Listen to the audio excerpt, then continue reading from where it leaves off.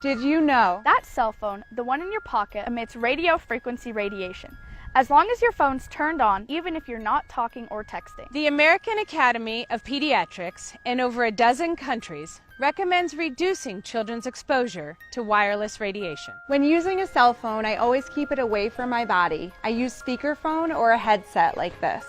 To stop microwave exposure, I put my phone on airplane mode and turn off Wi-Fi and Bluetooth function. I hold the phone at a distance and make sure it's not touching my body. Cell phones are not toys. Children's brains and bodies are still developing and are vulnerable to wireless radiation. Practice safe and responsible habits with yourself and your children. When using the computer, I always try to make sure my connection is corded, not wireless. Remember not to use your cell phone in the car. The phone works at higher power in metal surroundings and bounces around, increasing your family's radiation exposure. For their safety. For your safety. Because children are more vulnerable. Remind them. Remind yourself. To limit your microwave radiation exposures.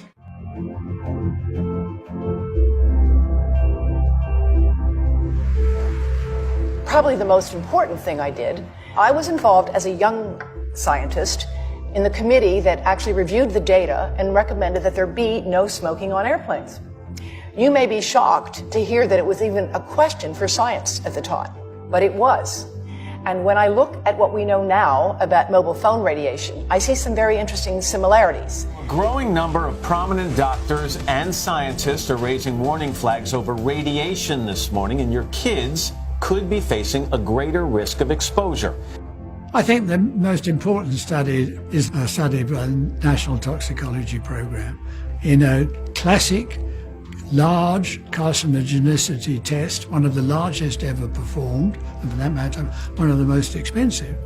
They found increased risk of the tumors which we believe radiofrequency radiation is causing in man.